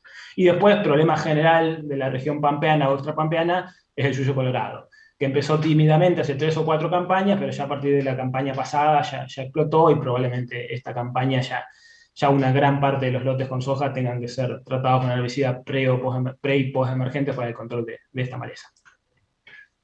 Sanidad de los cultivos, fíjense que la aplicación de fungicidas, acá lo que muestro es aplicación de fungicidas promedio de las últimas 2 campañas. Para soja de segunda, soja de primera, en verde los lotes que no se aplicaron y en celeste los que sí se aplicaron. Fíjense que en soja de segunda no aplicamos fungicidas. Esto es combinación de baja presión de enfermedades y de rendimientos bajos con resultados erráticos. Realmente son cultivos que no les gastamos mucha plata a los de segunda, ¿no? No se aplica fungicida prácticamente como regla, salvo alguna excepción. En soja de primera, en un 12%, fíjense, de los lotes solamente se aplicó. Acá puede ser por presencia de cercospora, puede ser, de septoria temprano, pero son ambientes que no son, de nuevo, tan favorables para el avance de los patógenos. Cuando aplicamos vemos respuestas erráticas, así que fíjense que el uso de fungicidas es relativamente bajo, y generalmente lo que marco ahí abajo, asociado a lotes de semillero, o semillero para terceros, o semilleros propios, que los cuidamos de chinches y los cuidamos de patógenos, así que vamos con alguna aplicación, entre comillas, preventiva. Pero de nuevo, el uso de fungicidas no está generalizado en el sudeste en soja. Y para terminar, el tema plagas. Sí, perdón. Estamos terminando, ¿no? Estoy terminando. Último slide. El tema plagas, fíjense lo que es. De nuevo, similar al gráfico anterior, en soja de primera y en soja de segunda. Para soja de segunda, aproximadamente un 50% de los lotes usamos insecticidas o intervenimos, perdón, para el control de plagas. Y en soja de primera también un poquito más de la mitad. Este bajo uso de insecticidas marca que la dinámica de plagas no es muy relevante, no tenemos ni mucha presión, ni con una intensidad de ataques muy alto, así que las podemos controlar bien con un bajo uso de sojas intacta en general en la rotación, de nuevo, porque las plagas no son un problema. Estas son las plagas de driver que definen los controles estos. Lo paso rápido para dejarlo para la discusión. Así que bueno, en síntesis, ¿qué tenemos en el sudeste bonaerense? Bajo porcentaje de soja de primera en la rotación, y esto parece continuar así, porque los márgenes son favorables a otros cultivos de la rotación. Las estrategias que definimos para el cultivo, en soja de primera usamos mucho grupo 3, mucho 4, con siembras de fin de octubre y noviembre según el ambiente, y en soja de segunda acortamos los ciclos porque es una carrera contra las heladas, ¿no? Lo que mencionaba de los rendimientos medios, también lo paso rápido. Adversidades, malezas, tenemos un avance marcado en crucíferas, como dije, y en yuyo colorado, ¿no? Crucífera es una maleza específica del sudeste, yuyo colorado nos viene la problemática, o tenemos la misma problemática que en otras zonas. Muy poco uso de fungicidas y moderado uso de insecticidas. Así que bueno, muchas gracias de nuevo a Soja y a disposición para las preguntas. Bueno, muchísimas gracias, Guillermo, por una excelente caracterización de todo lo que es el sudeste de Buenos Aires y lo que fue la producción de soja ahí en la última campaña y su relación con las anteriores. Pasamos entonces a la última disertación de este panel y que va a estar a cargo del ingeniero Fernando Ledesma de la Estación Experimental Agroindustrial Obispo Colombres de Tucumán. Fernando es ingeniero agrónomo, egresado de la Facultad de Agronomía y Zootecnia de la Universidad Nacional de Tucumán. Como dije, trabaja en la sección granos de la Estación Experimental Agroindustrial Obispo Colombres, donde es investigador asociado y coordinador del proyecto Soja. Trabaja realizando investigaciones en mejoramiento genético de variedades, así como también en evaluaciones de cultivares de soja y de manejo agronómico del cultivo. Conjuntamente con el equipo de granos, inscribió y liberó variedades de soja en la Argentina, Bolivia y Sudáfrica. Tiene cursos de posgrado en la UBA en temas de mejoramiento y fisiología vegetal. Fue Research Scholar durante el año 2010 en la Universidad de Arkansas, Estados Unidos, trabajando en mejoramiento genético de variedades de soja. Presentó, trabajos en investigación en congresos y jornadas nacionales e internacionales, siendo autor y coautor de numerosos artículos de investigación y difusión. Así que, Fernando, te dejamos entonces con la última disertación de este panel.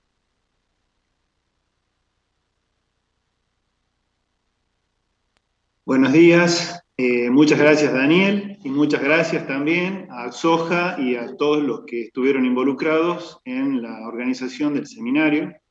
Yo soy Fernando Ledesma, del programa Granos, y esta presentación la voy a hacer con información que hemos obtenido de distintas secciones que forman parte del programa de la Estación Experimental Obispo Colombres, y también de otras instituciones y con datos que hemos relevado con encuestas que realizamos a informantes calificados que nos colaboran.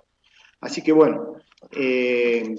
esto está referido, a la región del NOA, y en primer lugar les voy a comentar brevemente de qué hablamos cuando nos referimos al NOA. Vamos a ver también cuál ha sido el área, los rendimientos, cómo ha sido un poco el desarrollo de esta campaña, el manejo y algunas consideraciones hacia el final. Bien. Cuando hablamos de la región del NOA, estamos haciendo referencia a la zona de granos de la provincia de Salta, de Tucumán, Jujuy, el sudeste de Catamarca y la zona oeste de Santiago del Estero. No consideramos acá el este, digamos, de la provincia de Santiago del Estero, ya que pensamos que está dentro de lo que es la región agroecológica del NEA. Bueno. Esta zona se caracteriza desde el punto de vista climático por un clima subtropical con estación seca, que justamente lo estamos atravesando ahora, con ambientes que van desde 500 hasta 1000 milímetros.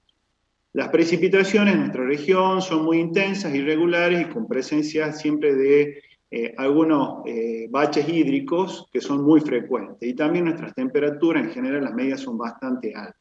Desde el punto de vista edáfico nos caracterizamos por tener suelos profundos, con texturas uniformes. Nuestros suelos son francos limosos, son molisoles en general, tienen problemas de estabilidad estructural ya que presentan degradación física, química y biológica por sus contenidos bajos de materia orgánica, fósforo, problemas con infiltración y encostramiento. Y la siembra directa, la rotación y los cultivos de servicio son herramientas muy importantes y colaboran a mejorar estas condiciones que estábamos describiendo anteriormente. También en nuestra zona tenemos problemas importantes en lo que hace al aspecto sanitario por la presión de plagas, malezas y enfermedades debido a la intensidad que tienen los procesos biológicos. Todo esto repercute en que tengamos mayores costos, ¿sí? Hay gastos más importantes por los insumos que utilizamos, que son más importantes. También influye en estos gastos mayores las distancias que tenemos al puerto. Hablamos desde 900 hasta 1500 kilómetros a la zona de Rosario, eso encarece notablemente el flete, los costos, y además también es una zona que tiene un bajo valor agregado a la producción primaria. Y los rindes potenciales también son menores en nuestra región, por todo esto que acabamos de describir. Bien, ya hablando de lo que ha sido para esta campaña el área cultivada, vemos que estamos hablando de 777.000 hectáreas aproximadamente, con la provincia de Salta, con más de 400.000 hectáreas, Jujuy casi 10.000, Tucumán 170.000, y la zona esta del oeste de Santiago del Estero y sudeste de Catamarca, con 194.000 hectáreas. Bien. Esta es una región que ha venido, digamos, decreciendo el área implantada con esta oleaginosa, como lo vemos en el mapa, en los últimos años, ya que en algún momento tuvimos más de 1 millón de hectáreas y actualmente, como decíamos, no llegábamos a las 800.000 hectáreas, ¿sí?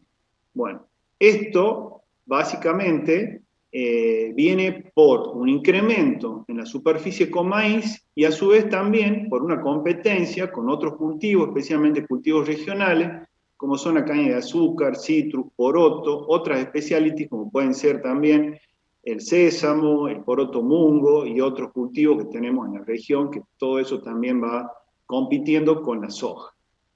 Los rendimientos obtenidos en esta campaña estuvieron en un rango cercano a los 3.000 kilos en promedio, ¿sí? Superando el promedio histórico que teníamos para la región, que era de alrededor de 2.6, 2.7 toneladas.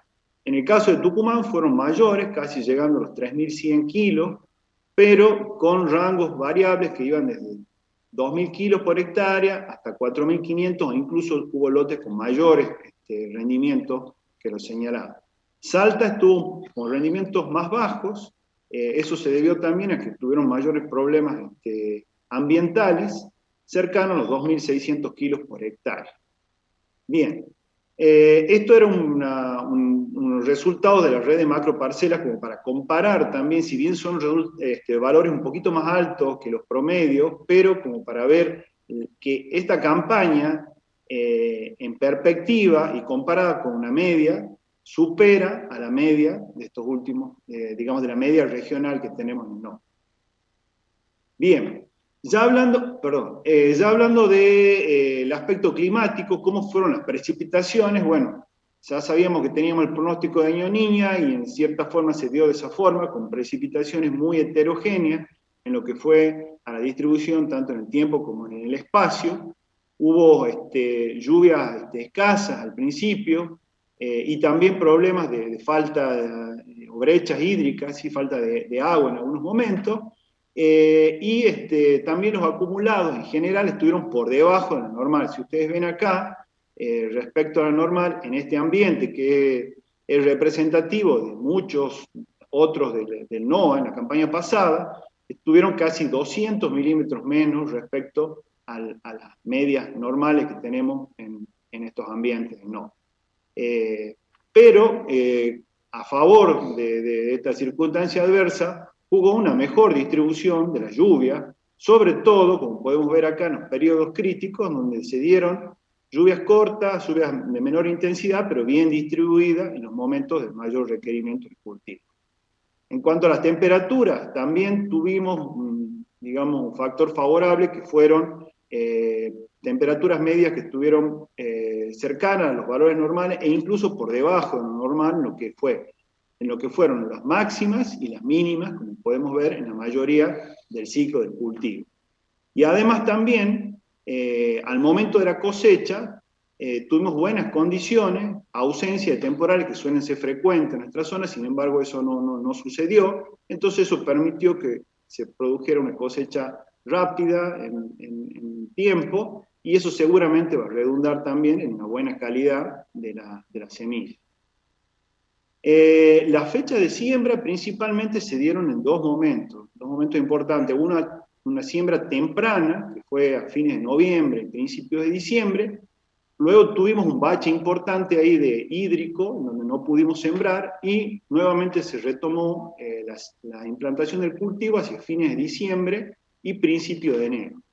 Las mejores combinaciones en cuanto a rendimiento estuvieron dadas en las fechas tempranas, con grupos cortos, eso fue principalmente en la provincia de Tucumán, ya que en Salta esta situación no fue así y estuvo afectada estas siembras tempranas y no fueron tan buenos los ritmos. Las siembras tardías en general fueron buenas, pero con menores rendimientos si las comparamos con estas siembras tempranas de grupos cortos con altos ritmos. En lo que hace a los grupos de variedades que tuvimos en esta campaña, el grueso estuvo dado por grupos cortos, la presencia de materiales de grupos 4, 5 y 6. Principalmente grupo 6, como vemos acá, en el 70% de las implantaciones, y un 30% de grupos largos entre 7 y 8. Y en cuanto a la tecnología, las variedades intactas ocuparon el 65% del área de los cultivares que utilizaron los productores. Estamos viendo que desde las últimas campañas hay un incremento importante de grupos cortos, especialmente los que hace a los grupos 6, sobre todo destacándose por sus buenos rines, ¿sí? A pesar de que si hacemos una mirada y vemos las últimas 20 campañas, la tendencia es que los grupos 8 son los más estables en su comportamiento en el tiempo. Bueno, ¿a qué se debe, digamos? Bueno, esto le queremos mostrar también un cuadro de cómo ha sido este incremento de los grupos 6, tendencia que se sigue manteniendo, esto es desde hace un par de campañas atrás, cómo los grupos 8 fueron bajando y los 7 se mantienen y los 5, si bien están ahora bajos, están aumentando nuevamente. ¿A qué se debe estos aumentos en los grupos cortos? Y bueno, fundamentalmente hay una mayor oferta varietal en nuestra zona, grupos 6 cortos, intermedios y largos, con un muy buen potencial de rendimiento y una gran plasticidad para fechas de siembra y ambiente. Además, también eso permite escapar algunas enfermedades y desocupar el campo de manera anticipada, ahorrando agua del suelo y permitiendo también que los productores realicen siembra de cultivo de servicio, cultivo de renta, situación muy importante para el sistema, ya que esto ha contribuido a mejorar también el manejo para nuestros ambientes. Bien, respecto a los aspectos sanitarios, en lo que hace a plagas, acá vemos un cuadro donde están las plagas que se presentaron en esta campaña, y con amarillo están las más importantes en este último ciclo. Tenemos nosotros el complejo de picudos, que son plagas muy presentes en nuestra región, las cuales están formadas por Sternechus, Promechus, pero principalmente por el picudo negro de la soja, que es Rhizomatus subtilis. Es una plaga que ataca durante todo el ciclo del cultivo, especialmente en los momentos reproductivos, afectando en forma directa a la semilla, ¿sí? Causa daños muy importantes, y bueno, este año no fue la excepción de la presencia del picudo negro.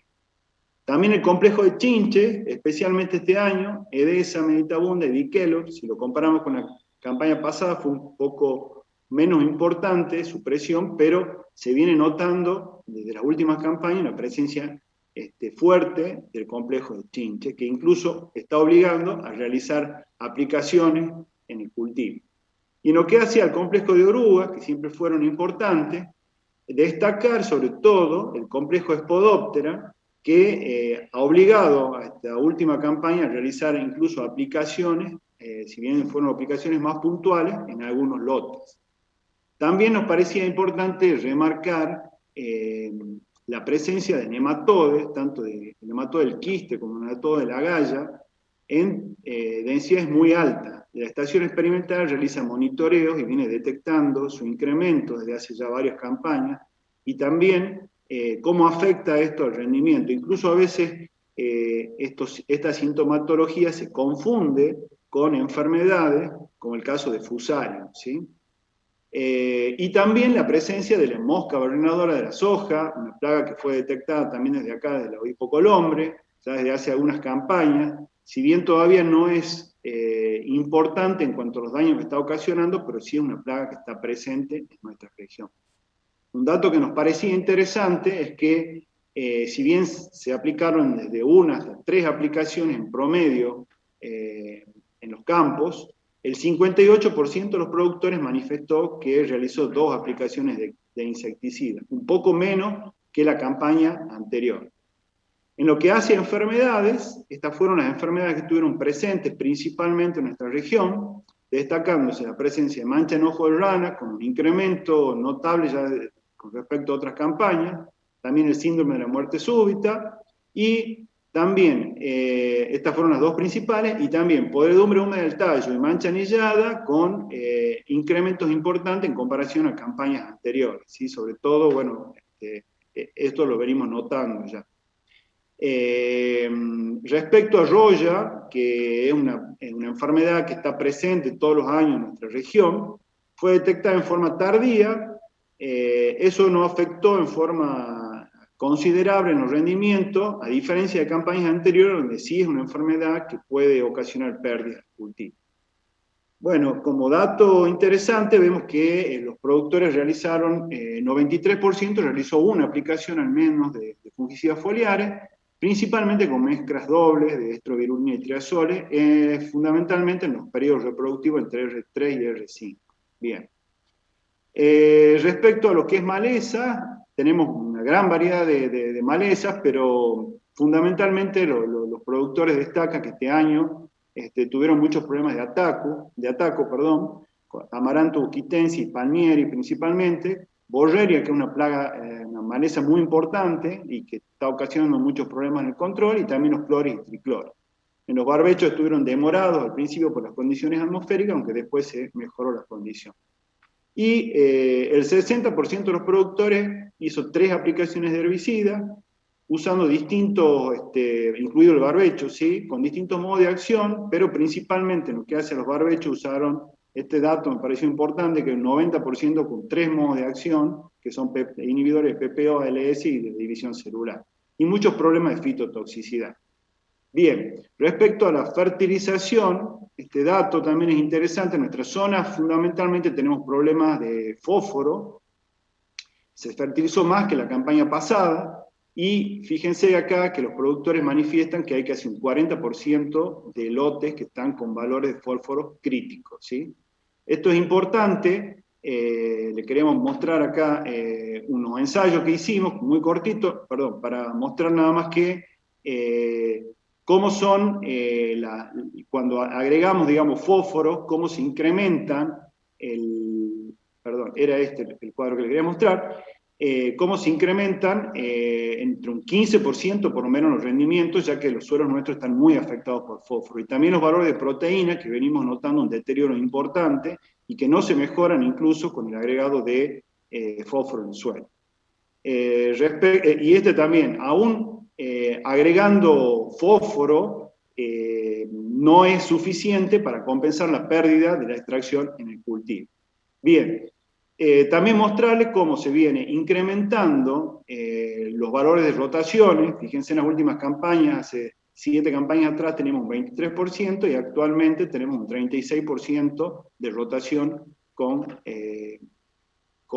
maíz. Bien, los cultivos de cobertura también se vienen incrementando en la zona y, como les decíamos, son fundamental para el sistema, ya que ayudan principalmente a controlar maleza, ahorrar agua y tener una buena cobertura para proteger los suelos. Finalmente, hablarles de los costos en nuestra región, que vemos que los rindes de indiferencia, tanto en campo propio como en arriendo, son de los más bajos de las últimas campañas. Esto viene favorecido por, ¿no es cierto?, los precios de la soja y los buenos rindes en nuestra región. Bien, para concluir, bueno, fue una campaña que estuvo con registros hídricos por debajo de la media, pero tuvo una buena distribución, especialmente en los periodos críticos.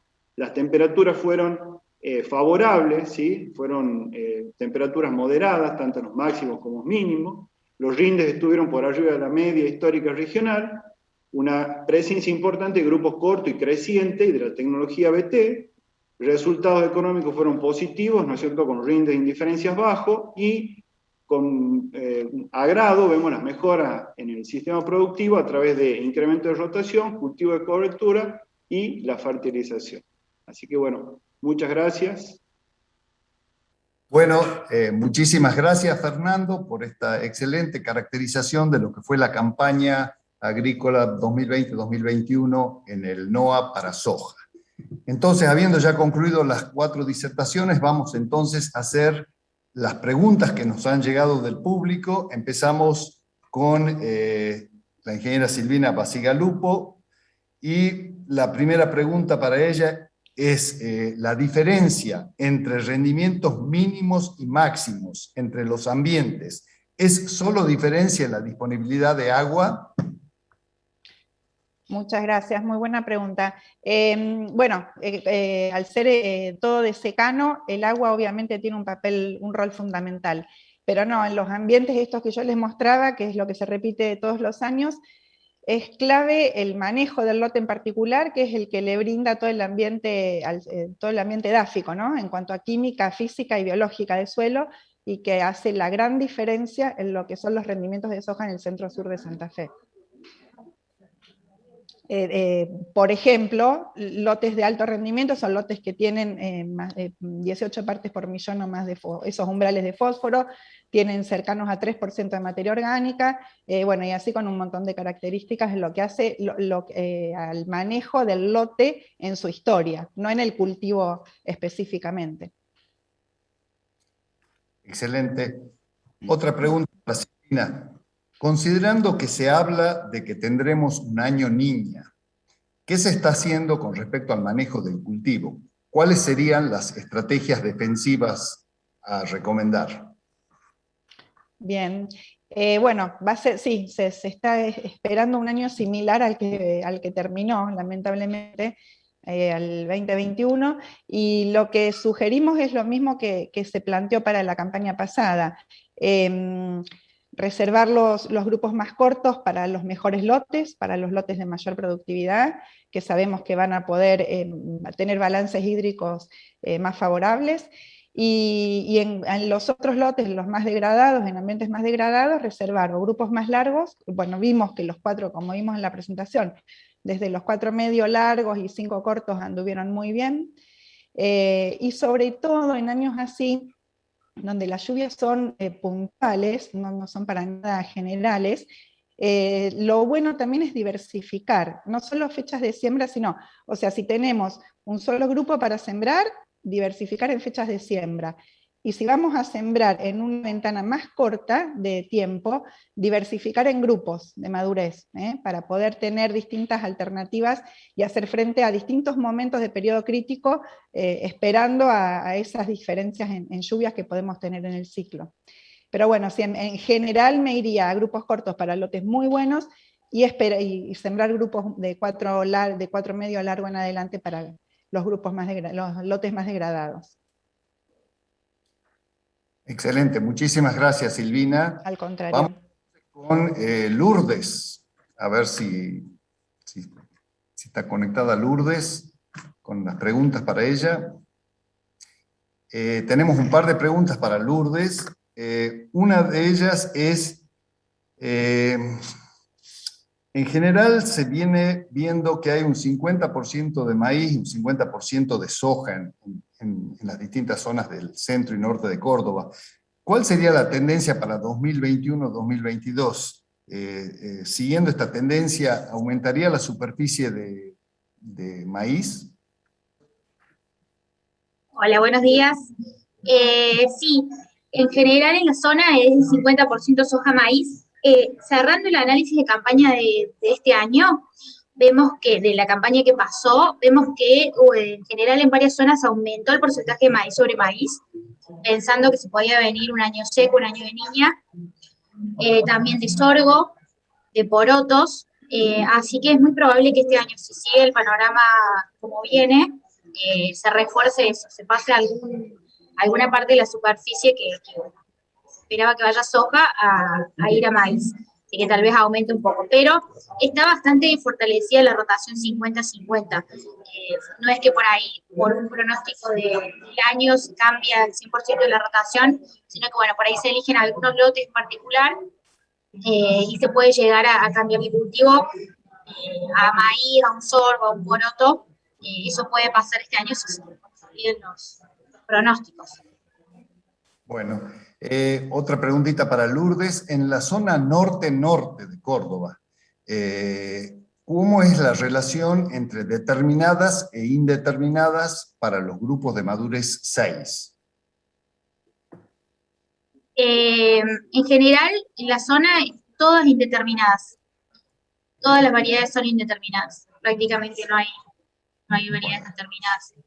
O una, te digo porque me la recuerdo, una variedad determinada, que un 5 largo, y que nadie la usaba. O sea, era buena, pero determinada nadie quiere, así que todo lo que hay acá es indeterminado. Perfecto. Una más para Lourdes. ¿Cuáles serían las otras prácticas agronómicas a destacar para que, a pesar de haber sido un año con precipitaciones inferiores a lo normal, hayan incrementado los rendimientos por encima del promedio? Bueno, esa es la gran interrogante que tenemos, porque la verdad que nos sorprendió ver lo que pasó en este año. Tenemos históricos de años niña complicados en cuanto a rendimiento, y este año estamos superando los promedios. Pero lo que nosotros sacamos de conclusión con la mesa de asesores acá de CREA Córdoba Norte es que, si bien hubo una disminución en la precipitación, las temperaturas fueron muy bajas, prácticamente no hubo días de estrés. Entonces asociamos mucho a eso, a que finalmente esas precipitaciones menores no le representaron un estrés al cultivo de soja, y bueno, terminó siendo una condición óptima para el cultivo. Y bueno, también creo que tiene relación con las prácticas de manejo que se usaron este año, que fueron, digamos, bien ajustadas a la situación. Se trató de partir de los lotes con buen agua en el perfil, esperar la siembra, pero no demasiado, no irse fuera de los periodos que sabemos que son óptimos, y situar los grupos de madurez en su momento óptimo. Así que, bueno, creo que hubo un mix de eso, de haber sabido usar bien el manejo y lo que sabemos hacer en la zona, y bueno, que no fue una campaña tan complicada. Bueno, muchísimas gracias, Lourdes. Pasamos entonces a las preguntas para el ingeniero Guillermo Di Vito. ¿Cómo es la situación sanitaria de la soja en ese esquema de rotaciones con múltiples cultivos? Por ejemplo, ¿tienen problemas de esclerotinia en las rotaciones con girasol? En el caso de soja, ¿no? Estamos hablando. Daniel, sí, algo de esclerotinia vemos. Yo no sé si lo asociaría tanto a la presencia fuerte de girasol. En general, los lotes donde entra girasol son lotes profundos, donde también se rota mucho con gramíneas de invierno, e incluso entra muy bien el maíz. Más bien lo hemos visto asociado a ambientes de suelo somero, como mencioné, lobería, la zona continental, donde ahí sí la soja es un poco más fuerte, tanto de primera como de segunda. Una rotación típica hasta antes de la entrada del maíz tardío de baja densidad, por ahí era fina soja de segunda de nuevo y soja de primera. Entonces por ahí sí aparecían algunos problemas de esclerotinia puntualmente, como mencionaste. Y lo mismo de enfermedades en general. Pero bueno, como comentaba, la síntesis para la presión de enfermedades es relativamente baja, con respuestas a la aplicación de fungicidas bajos y erráticos. Por eso, como vieron ahí, la adopción de la práctica del control es baja. Perfecto. ¿Y qué avances han tenido en la resolución de problemas de malezas, especialmente de las malezas resistentes a los herbicidas, algunos de los herbicidas, ¿no? ¿Qué avances han tenido? El avance está por el lado de las malezas. Las malezas son las que avanzan, nosotros corremos detrás. Bueno, también, como mencionaba en la presentación, realmente Yuyo Colorado, que es una problemática que en el norte tiene instalada ya hace, no sé, 5 años al menos, acá creció fuerte el año pasado, y esperamos, por ende, que este año todavía esté mucho más presente. Así que eso por un lado, y lo otro que ya venimos advirtiendo hace un poquito más de tiempo es el avance de crucíferas, como comentaba, nabos, nabón resistentes también, lo cual nos incrementan bastante el costo del cultivo, fundamentalmente pensando en preemergentes y algún postemergente, y en algunas situaciones, particularmente la del cultivo de soja de segunda, que vieron que los rendimientos son bastante escuetos, por ahí lo quitan de competencia, ¿no?, frente a otro cultivo. Bueno, gracias, Guillermo. Antes de pasar a Fernando, hay una pregunta para Silvina que quisiera hacer. Silvina, me preguntan cómo influye la distancia a los puertos para la producción. La distancia. Bueno, claro, nosotros estamos súper beneficiados con eso.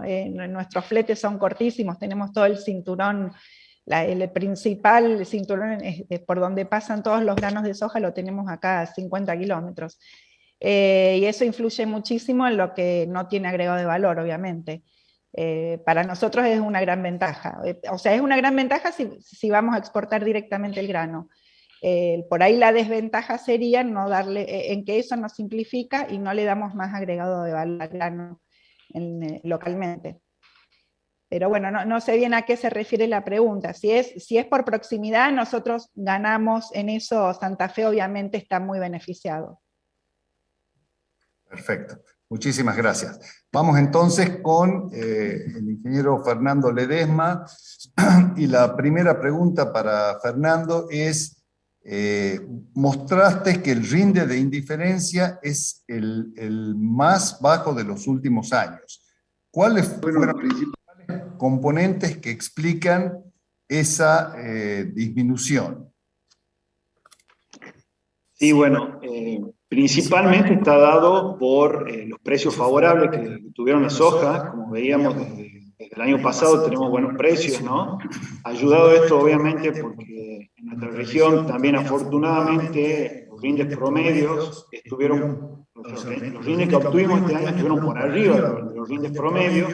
Esos serían los dos principales factores, pero también afortunadamente hubo precios, como por ejemplo de algunos insumos que prácticamente no cambiaron, todo lo que es herbicida, fungicida, estuvieron similares, y algunos otros costos que no incidieron.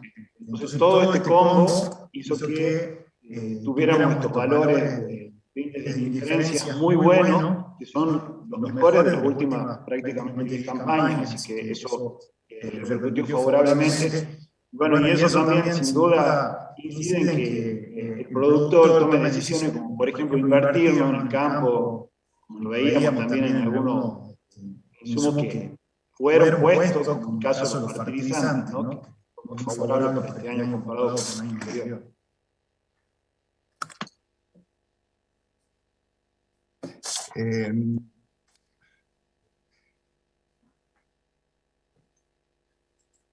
Una segunda pregunta para Fernando.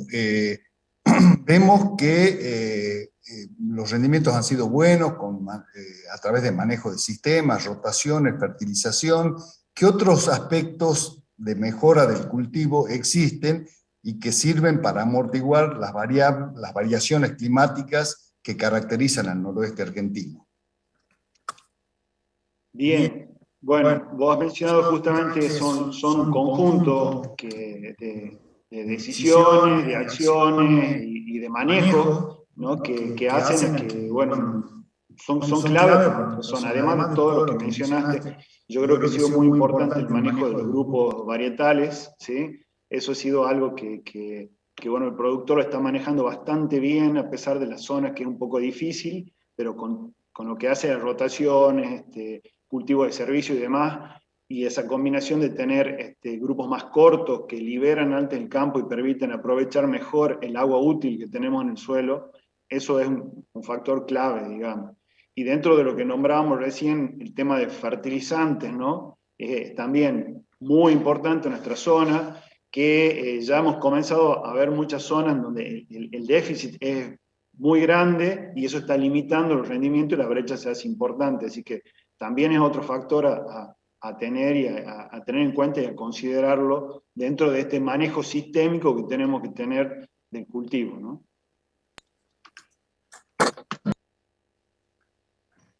Bueno, muchísimas gracias, Fernando. Creo que con esto damos por terminado este panel. Y les quiero agradecer, en primer lugar, a los que asisten del otro lado de la pantalla, a los disertantes y a Axoja por haber confiado en mí la conducción, la moderación de este panel. Agradecido también a la presentación que hizo Ricardo Bindi y también a Rodolfo Rossi, a quienes ahora les devuelvo el micrófono para que continúen con este seminario de Axoja. Muchísimas gracias. Impecable, Daniel, impecable, un gran aplauso, excelente. Te dejamos un poquito más de tiempo, ¿viste? Esto es una cuestión de automovilismo, vos sabés cómo es esto. Acá todo se canjea, ¿no? Con él tenemos los códigos. Maestro, mirá, si habré aprendido con él cuando llevábamos los híbridos al norte, allá a Obispo Colombre, y usábamos los ciclos subtropicales. Maestro Daniel, bueno, excelente esta parte.